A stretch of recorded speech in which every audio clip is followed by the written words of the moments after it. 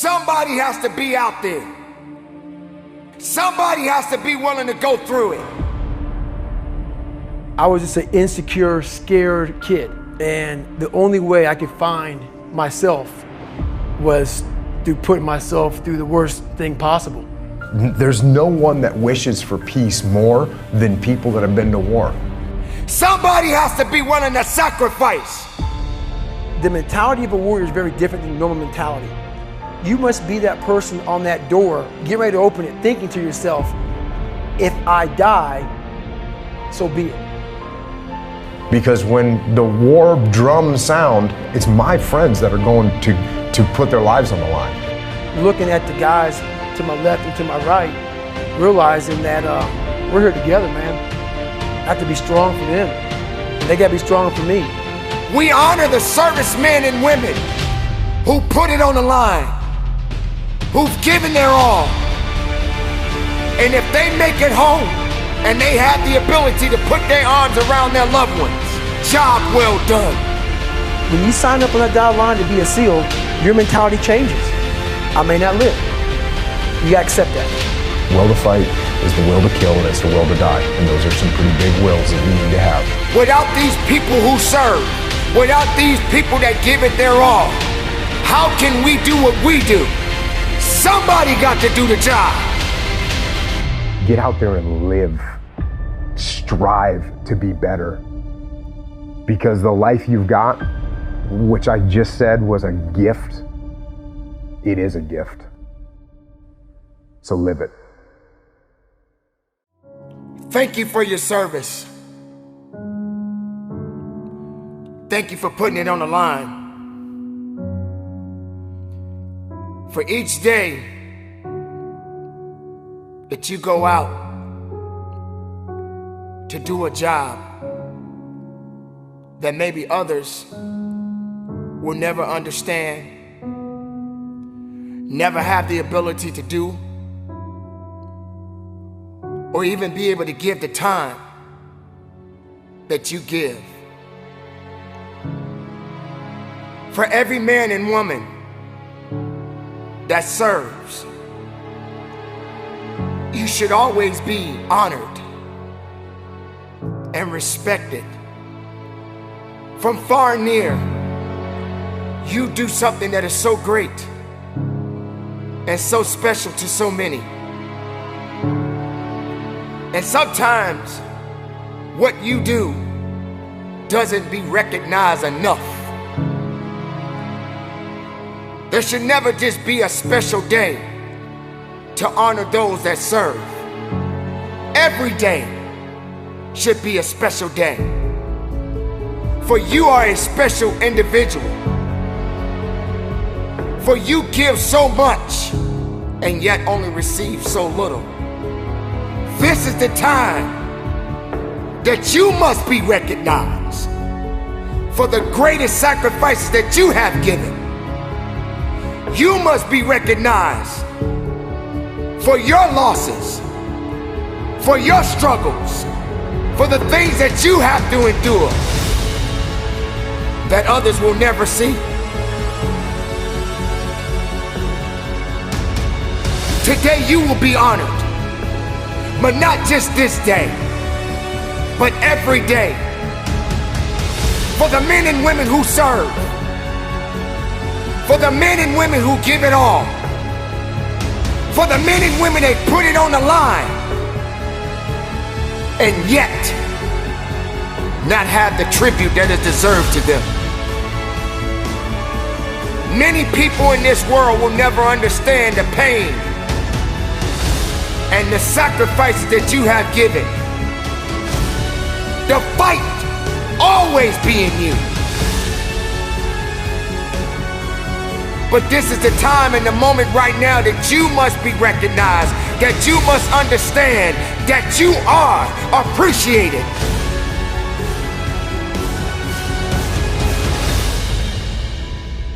We should never forget those who have fallen. Never forget those who never made it home. Never forget those who will never have the opportunity to sit at the table and break bread with their loved ones. This is that day to recognize those that serve. Keep up the good fight, everybody. Keep living strong, and never forget our servicemen and women. That's a very scary situation when you are on one side of the door and your mind is racing, because on the other side of that door, it could be no one. It could be 4 guys with 4 AK-47s. That door you're about to open could be booby-trapped. So once you open it, boom, your legs are gone. So there's 1,000 things you think about when you're the first guy, second guy, third guy, getting ready to go in a room and flood it. And that's why I talk about the warrior mentality. And that's why so many people are lost when I start talking. You have the right. You're lucky that you don't have to think like warriors think. You're very privileged. I chose this world to be a warrior. And I would choose it again if I came back to this world. But the mentality of a warrior is very different than normal mentality. You must be that person on that door, get ready to open it, thinking to yourself, if I die, so be it. The only way you can go in that door is knowing there's a great chance you're gonna die.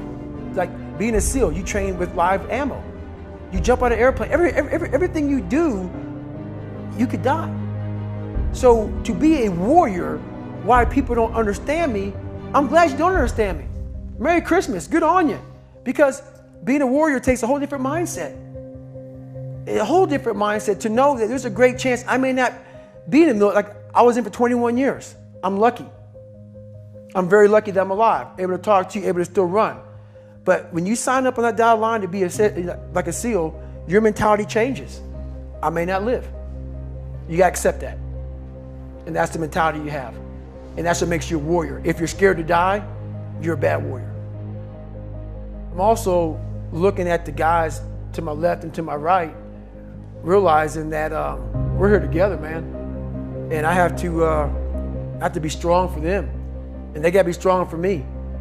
A lot of people, either you like me or you don't, even in the SEAL teams, but when you get to that door or you get on that mission or you get on that op, all that shit's out the door, man. You know, you do it honestly. I mean, people say all the time in these movies, and you really out there fighting for that guy beside you. And you can't be a coward. Because you know what, and this is how I look at everything I do now in life, and this sums it up. I hated jumping out of airplanes. I hated shooting guns. I hated the job as a Navy SEAL. But I did it because I wanted to change myself. Everything I do, I'm not really comfortable doing. But if you choose to go that route, to go be a Navy SEAL, you might as well go be the hardest mother in the world. Because if you're choosing to do something, you have 2 routes. You can go there and be a little weak person and get through barely, and that's your reputation. Or you can go through the hardest guy you can possibly be, and that's your reputation. So my whole thing is, if you're gonna choose to open that door in Iraq or Afghanistan, open the mother and go in hard. Because they're gonna remember you by slowly opening it and peeking in.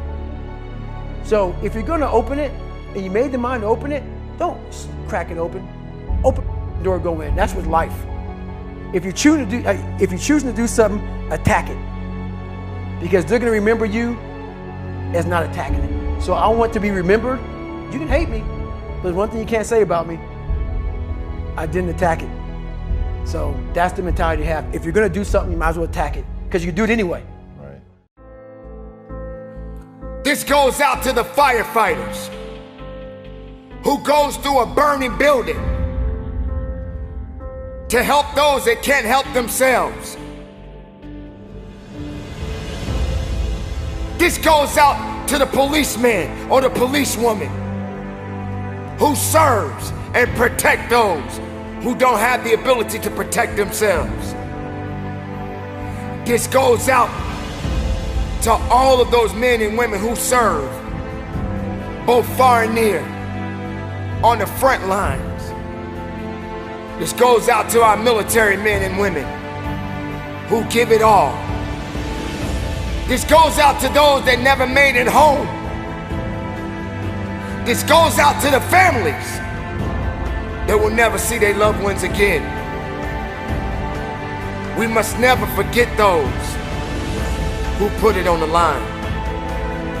We must never forget those who are unselfish and being able to contribute what they contribute each and every day. How can we not recognize them? How can we not recognize what they do? Why does it have to just be one particular day that we honor them? It should never be a one-day thing. Without these people who serve, without these people that give it their all, how can we do what we do? Somebody got to do the job. They made it up in their minds. They made it up in their minds and in their hearts that this must be done. And they are willing to do what is necessary to get the job done. Think about those kids out there that may not ever see their parents again. Whether if it was the mother or the father who may have lost their lives in the line of duty. Doesn't matter what you believe in. Doesn't matter how you feel about certain things. Somebody has to be out there. Somebody has to be willing to go through it. Somebody has to be willing to sacrifice. Sometimes these people never come home. This is the time that we must recognize them. We must recognize those families that may never see their loved ones again. Oh yes, it's true. Many people put it on the line. Many people get out there every day and do something that has never been done before. Many people out there put it on the line and do something special to help someone else. Why can't we recognize them? No matter where you go, no matter where you may be, someone is out there right now that is doing something far greater, and they're putting so much work in to make a difference in this world. Why can't we honor them? Why can't we honor those servicemen and women? You have to consider the fact there are great doctors, there are great lawyers, there are great teachers, there are great mothers and fathers, there are great people in this world. We all are responsible for one another. We all have a duty. We all have to serve. Whether you wear a uniform or not, you have to serve. Can you be a serviceman? Can you be a servicewoman? Can you serve? Are you prepared to serve? Do you have the ability to serve? Don't make it about yourself. You have a duty. You have a responsibility. They didn't give up. Why should you? Keep moving. Keep believing. We are all one. Both far and near, we must serve. So this day, we honor the servicemen and women who put it on the line, who've given their all. And if they make it home, and they have the ability to put their arms around their loved one, job well done. And there will be a new day. And that day starts a new opportunity, a new opportunity to make something else special happen.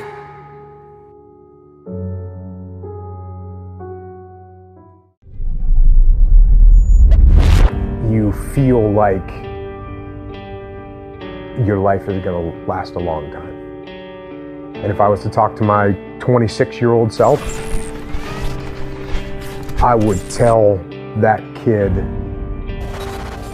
that you don't have time. And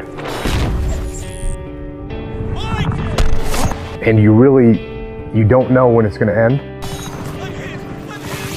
And so get out there and do the things you want to do. Get out there and get after them now. Don't wait another second. Take advantage of it. Get out there and live and strive to be better. Because the life you've got, which I just said was a gift, it is a gift. So live it. Yeah, I always wanted to be a commando ever since I was a little kid, and I heard that the SEALs were really tough and that the training was really tough. And then, once you get in, everyone makes a big deal out of buds, but it's in the SEAL teams, it's no big deal. Everyone goes through it. You get cold, you get wet, whatever. You do a bunch of push-ups and pull-ups and dips. Anyone that gets to the SEAL teams and does deployments overseas and has a real career, they're not talking about buds training. It just doesn't mean anything. I had a guy that was, a NCAA water polo team captain champion, and he quit. And I had a guy that was an Olympic alternate gymnast, and he quit. Just because someone's a good physical athlete, it doesn't mean that they're a good SEAL, because being a good SEAL is a lot more than just being a good athlete. Being a good athlete is like the baseline, and it's everything that you've learned to do after that. A good leader, a guy that's tactically sound, a guy that makes good decisions, a guy that's good under pressure, a guy that doesn't ever give up on trying to accomplish a mission. Those are the things that make a good SEAL. So you're always learning and growing, and I was always learning until the day I retired. Because it's not a boom, this happened and everything changed. It's a constant addition of skill set and repetition of situations where you become competent at your job. The fear of getting shot or killed is not on your mind when you're in the moment. It'll build up when you're waiting to go out. There's times you're waiting to go out and you're like thinking to yourself, okay, there's a lot of bad things going on out there, and some of them happen to me. But I think at some point you realize that there's nothing you can do about that. Other than just quit and just resign yourself to a life of cowardice. But if you opt to not do that and you step up and say, okay, I'm ready. And if I die, I die. And once you overcome that, then nothing else to be afraid of. There's no one that wishes for peace more than people that have been to war. Because when the war drums sound, it's my friends that are going to fight.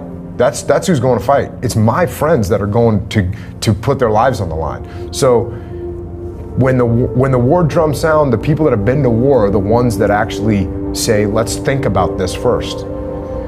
Because like I said before, and like everyone says all the time, and they say it like it's no big deal, but war is hell. When you take an 18-year-old kid and you're gonna go put him in a situation where he's gonna have to kill people and possibly get wounded or possibly get killed himself, that's a traumatic experience. And so before you do that, you should think about why you're doing it and understand if the people have the will to fight. And the will to fight, as I've said many times before, the will to fight is the will to kill, and it's the will to die. And those are some pretty big wills that you need to have. Almost immediately, we're going to memorial services for Army guys, Marines that are killed, which, was a rude awakening. So that's the welcome to Ramadi. The welcome to Ramadi is, you're gonna go and pay your respects to some guys that were just killed. And there's firefights in the city. So we're just across the river from the city. There's firefights in the city all day. There's firefights in the city all night. We're on the rooftop of our building. You can sit there and watch tracer fire go back and forth. We're shot at from, across the riverbank. It was legit. It was legit combat. It was a legit bad scenario with sustained combat operations. How do you lead your men through that when you know they're dealing with not only the funerals, which definitely take a psychological toll, but then even that just constant firefighting over there? I mean, do you have to switch up your gear and think, okay, I got to lead stronger or maybe a little easier in certain scenarios? Are you changing a little bit? Yes, you do have to modulate your leadership. And you have to do that if you're in the business world. You have to do that if you're leading any kind of team. You've got to modulate, and you got to recognize when your guys need to be pushed and when your guys need to be not pushed and given a rest. So you're constantly doing that, regardless of what kind of team you're leading. And in combat, like, I say all the time, it's amplified, because if you push your guys too hard in combat, they're gonna break. Whereas in business, maybe they make errors on something, or maybe they do snap. I mean, it does happen in the business world where people can't take it anymore. But in combat, it'll happen very quickly. And so, you're constantly modulating and taking measure of where your guys are at. And, sometimes I didn't do a great job of that. Sometimes I went a little far and said, ooh, wow, I just saw the look on that guy's face. He needs a rest. And I should have recognized that earlier. And, you make mistakes, no doubt. What I had on my side was I had experience, and I had paid attention to my elders when I was a kid. And when I was getting trained and there was no war going on and it was the 90s, and I'd hear a guy, someone whose name you'll never hear, but a guy that if you're in the SEAL teams, you know who that person is because they were a legit badass Vietnam war hero. You'd hear them say something, I would hear them say something, and I would collect that and I would hang on to it. That's what prepared me, was that experience of growing up with listening to my elders. The SEAL team doctrine wasn't written down anywhere. It was all word of mouth and passed down from generation to generation that way. And making sure that you're not being cocky, making sure that you don't have the attitude that you talked about earlier of, we're always going to be better than the enemy. We're always going to win, because you're not always going to win. And especially if you think you're always going to win, then you're not going to prepare that the way you should. You're not going to give everything you can to your training to making sure that you are prepared for that moment when it comes. And it might come once on a deployment, it might not come on a deployment, and it might come on a daily basis. The sentries that are trying to hold down the fort and protect would take cover from all this enemy fire that was coming at them. In would come a big suicide vehicle-borne IED, truck-loaded bomb, and they would just drive right into the compound and detonate themselves and kill dozens of people. And they did that on multiple occasions. They did it times where they did it to multiple areas at the same time. Wow. So that's how coordinated the enemy was. They knew what they were doing. Were you impressed by them? Were you ever like, I didn't expect that to happen? Or did you ever have a respect for their tactics? I absolutely always had respect. I respect the enemy, absolutely. And the minute you're not showing respect to the enemy and their capabilities is, again, that's a lack of humility, and it's going to get you killed. You have to respect your enemy at all times. And whether your mission is to go out and capture, kill bad guys, or your mission is to produce something or sell something or manufacture something or design something, trying to get that team to be unified behind a plan and execute it efficiently, it doesn't matter what the mission is. You're still dealing with human beings. You're still dealing with people. Whether you're in the SEAL teams or whether you're in the Army or the Marine Corps, the people that are working for you are not robots. They're people. And you cannot give them orders and expect them to just execute like a robot would. If the military was like that, then military leadership would be the easiest thing in the world. My guys wouldn't just do what I told them because I outrank them. And I kind of get that funny look. Well, let me ask you this. I'm here because your employees aren't doing what you want them to do, right? Can you just fire them? Don't they work for you? Aren't they supposed to follow you because you're in charge and you write their paycheck? But all of a sudden they're not doing what you tell them to do. Why is that? It's the same exact reason, because they're people. And guess what? People want to own their own destiny. They want to be in charge of what's happening. They want to take ownership. They want to create the plan. That's how they want to go through life. They don't want to go through life being treated like a robot. They want to be treated like a human. So don't talk to me about, oh, well, it was easy for you because you had these highly trained, highly disciplined, Terminator robots that work for you. Not true. In fact, the opposite. I had a bunch of hard-headed, the guys that you talked about earlier, I had a bunch of hard-headed, very determined, thick-skulled guys that, I had to get them to do what I wanted them to do. I had to get them to want to do what I wanted them to do. I had to make them think that it was what they wanted to do. That's the goal. That's what leadership is. And the worse your plan is thought out, the less response you're going to get. And just like in business world, the less input I get from you as we create this plan, the less apt you are to execute it correctly. So when it comes time, when you have to go execute something, I want you to plan it. I'm not going to plan it for you. I want you to plan it. Now I'm going to come and check out your plan, and we'll collaborate to make sure it's the best plan, because maybe I have more experience than you, or maybe I have some strategic vision that you don't have. But I want you to plan it. That way you own it. And if you own it, when you go to execute it, you're going to put that much more effort into it. That's hard to quantify, but that's real. That is real. If you come up with a plan, you're going to put more effort and more pride in executing that plan than if I come up with a plan and I give it to you and tell you to execute it. That's just a reality. I don't care who you are. That's a reality. Ordering people to do things does not work. You actually have to lead them. And that's another buzzword out there is accountability. You got to be accountable. You got to hold your people accountable. And to me, accountability is a tool. It's a tool of leadership, but it's not the primary tool of leadership. It's actually a crutch. It's actually a tool to use when you don't pull off leadership correctly. So what you want to do, I talk about this all the time. I didn't hold my guys accountable. I didn't, walk down the line and inspect what they were doing. No, I didn't have to hold them accountable. They wanted to do the right thing. They wanted to do what was aligned with the mission. I had to hold them back. Never mind make them do it. And that's what leadership is. It's not about accountability. It's about leading and getting them to lead themselves and getting them to take ownership of things.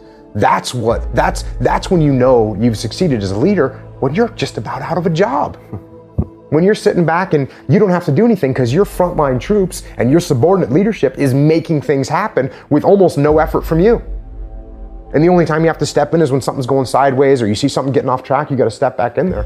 But the ideal is that you can sit back, observe, start looking at what the other strategy is, what to do next, other problems, other parts of the world, but you can just let your people do what they want to do because they want to do it. Not because you have to breathe down their shoulder and hold them accountable. Not the way to lead. And to that same young man that wants to be a SEAL, the guys that want to be like Jocko one day, what do you tell that 20-year-old that sees this thing and says, I want to go do that? Well, first of all, don't try and be like me. Be better than me. Crush me. Make me look like a baby. That's what you do. And don't talk about it. Don't mull it over. Don't plan for it. Just get after it. Just get after it. Make it happen. Use your force of will to make it happen. As a human being, the strongest thing you've got is your force of will. So take that force of will and make that happen.